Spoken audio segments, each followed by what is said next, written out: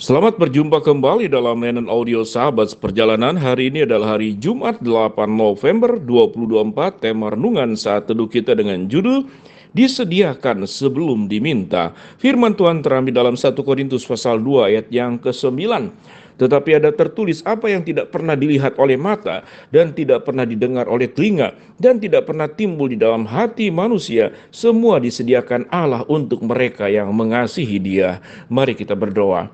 Bapa yang di dalam surga, tatkala kami di dalam hidup menghadapi kekhawatiran, ketakutan, dan ketidakpastian, kami memiliki Allah yang mengatasi kekhawatiran kami, ketakutan kami, dan kebutuhan kami. Dalam nama Tuhan Yesus kami berdoa, amin. Shalom sahabat seperjalanan yang dikasihi Tuhan, disediakan sebelum diminta. Ini adalah sebuah kalimat yang benar-benar sangat menghibur dan sangat menguatkan. Namun pertanyaannya, siapa yang bisa melakukan disediakan sebelum diminta?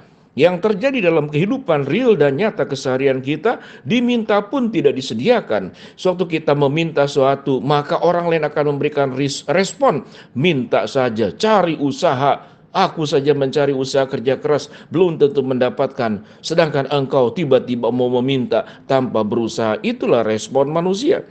Tetapi firman Tuhan berkata disediakan sebelum diminta. Lalu pertanyaannya, apakah benar semuanya disediakan oleh Allah? Maka jawabannya ya, benar dan pasti. Semuanya disediakan oleh Allah. Mari kita baca kembali ayat ini. Tetapi seperti ada tertulis, apa yang tidak pernah dilihat oleh mata dan tidak pernah didengar oleh telinga dan tidak pernah timbul di dalam hati manusia, sebelum semua yang disediakan Allah bagi mereka yang mengasihi Dia. Sebelum kita melihat, sebelum kita mendengar, sebelum timbul di dalam hati kita, Allah sudah menyediakannya. Kalau kita melihat dalam proses penciptaan, sesungguhnya tatkala kita mau meminta, maka sesungguhnya kita harus menjadi makhluk hidup terlebih dahulu. Bukankah semua kita dari awal adalah ciptaan? Yang namanya ciptaan berarti kita belum punya sebuah kemampuan proses untuk meminta. Sebelum kita meminta, Allah menyediakan. Allah menyediakan seluruh alam semesta ini diciptakan selama 6 hari.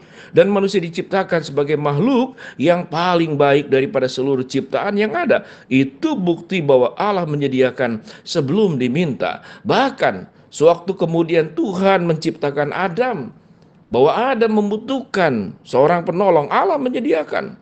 Sewaktu kemudian manusia berbuat dosa sebelum diminta, Allah memang menghukum, tapi Allah menyediakan yang namanya bahtera Nuh, supaya orang itu mau bertobat. Tatkala kemudian manusia tidak mau bertobat, karena Allah tidak hanya menyediakan sesuatu yang kita butuhkan, tapi Allah juga mengingatkan kita untuk hidup di dalam kekudusan dan kebenaran. Permintaan Tuhan cuma satu, hiduplah dalam kekudusan dan kebenaran, jangan hanya hidup di dalam dosa. Sedangkan seluruh kebutuhan kita di atas semuanya itu, Allah sediakan sepenuh-penuhnya tanpa dikurangi. Permintaan Allah cuma satu, hidup dalam kekudusan, mengikuti jalan dan kehendak serta peraturannya. Hanya itu permintaan Tuhan. Sementara kita boleh meminta apapun sewaktu kita kemudian memenuhi apa yang Tuhan inginkan. Tatkala kemudian kita tidak sanggup memenuhi pun, Allah kemudian menggantikan di dalam diri Kristus Yesus yang mati di atas kayu salib, menggantikan sesuatu yang Allah minta, agar kita bertobat, agar kita menerima kerajaan Allah. Namun karena kita tidak sanggup dalam keberdosaan kita, kita tidak mungkin diselamatkan. Allah sediakan Kristus sebelum kita memintanya. Bahwa Kristus yang datang ke dalam dunia menjadi keselamatan untuk seluruh suku, bangsa, dan bahasa. Dari zaman terdahulu, sekarang, dan yang akan datang, sampai kemudian akhir zaman tiba, Allah sediakan tanpa terkecuali. Baik yang meminta maupun tidak meminta, Allah sediakan. Apa itu faktor yang Allah sediakan? Alam ciptaan ini, kita diberikan oksigen, kita diberikan tubuh yang sangat lengkap dari ujung kepala sampai ke ujung kaki, organ-organ yang di dalamnya tanpa kemudian berkurang. Memang ada sakit penyakit tertentu, itu pun karena dosa. Namun pada awalnya Allah menciptakan segala sesuatu di dalam kesempurnaan. Allah menciptakan sesuatu dengan semua yang terbaik. Tidak ada yang namanya kelas 2, kelas 3, atau kemudian kelas ekonomi. Semuanya adalah kelas yang terbaik yang Allah ciptakan. Apa yang firman Tuhan katakan? Tetapi ada tertulis apa yang tidak pernah dilihat oleh mata, tidak pernah didengar oleh telinga, dan yang tidak pernah timbul di dalam hati manusia. Semua disediakan Allah untuk mereka yang mengasihi Dia. Kita lanjut pada ayat yang berikut. Karena kepada kita Allah telah menyatakan oleh Roh, sebab Roh menyelidiki segala sesuatu, bahkan hal yang tersembunyi dalam diri Allah. Siapa gerangan di antara manusia yang tahu apa yang terdapat di dalam diri manusia selain roh manusia yang ada di dalam dia? Demikian pula lah, tidak ada orang yang tahu apa yang terdapat di dalam diri Allah selain roh Allah. Roh manusia yang diciptakan dalam kekudusan jatuh dalam dosa. Roh Allah yang di dalam kekudusan menyucikan segala dosa-dosa kita.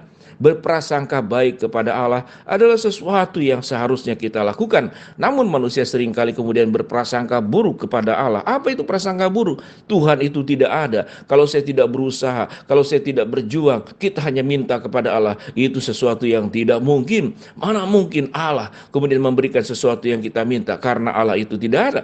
Pada saat kita mengalami penderitaan, kita mengalami problem, kita mengalami masalah, maka dengan serta-merta kita mengatakan Tuhan itu tidak ada. Tetapi pada saat kita mendapatkan berkat, mendapatkan segala sesuatu kelancaran, kesuksesan, kita pun yang namanya orang berdosa tetap mengatakan tidak ada Allah. Seluruh kesuksesanku adalah karena usahaku sendiri. Dengan demikian, sahabat seperjalanan, kalau kita memahami Tuhan adalah Allah yang sangat baik, menyediakan segala sesuatunya. Kalau kemudian Tuhan menahan permintaan kita, itu pun demi tujuan baik, agar kita sadar, agar kita tidak jauh di dalam dosa. Mengapa Tuhan mengizinkan sakit penyakit? Salah satunya agar kita berhenti berdosa. Berbuat dosa, dengan sakit kita tidak melakukan dosa. Bisa saja kemudian kita berbuat dosa dalam pikiran kita, kita bersungut-sungut menyalahkan Allah. Itu sifat manusia. Di dalam Tuhan, tatkala Tuhan memberikan dan menyediakan masalah untuk mengingatkan kita, untuk kemudian menegur kita bahwa ada hal yang lebih berbahaya. Tatkala kita berjalan tidak sesuai dengan kehendak Allah, itu akan mengalami banyak kehilangan.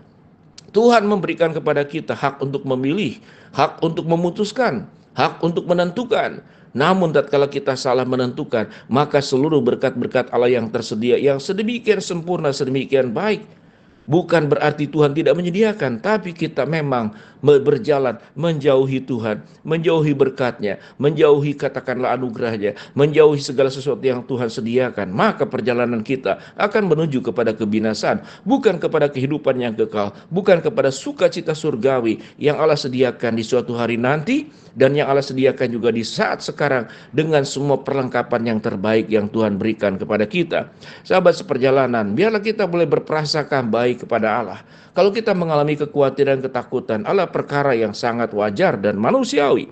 Karena manusia bisa mengalami ketakutan.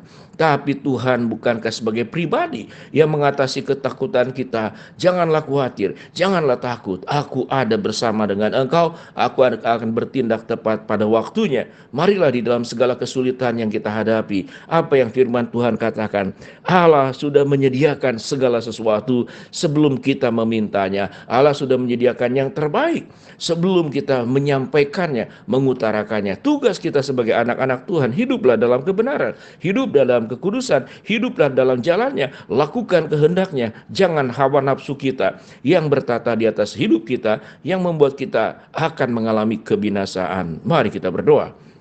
Bapa dalam surga, terima kasih buat kebenaran firman Allah yang kami pelajari. Kami bersyukur Allah yang menyediakan segala yang kami butuhkan. Hamba-Mu berdoa buat sahabat seperjalanan yang sedang sakit, Tuhan jamah sembuhkan. Sahabat seperjalanan yang sedang menghadapi masalah, Tuhan bukakan jalan. Sahabat seperjalanan yang sedang berdoa mengharapkan sesuatu, Tuhan kabulkan dengan cara dan waktu Tuhan yang terbaik. Allah yang kami sembah, Allah yang menyediakan sebelum kami memintanya. Dalam nama Tuhan Yesus kami berdoa. Amin. Shalom. Tuhan memberkati kita semua.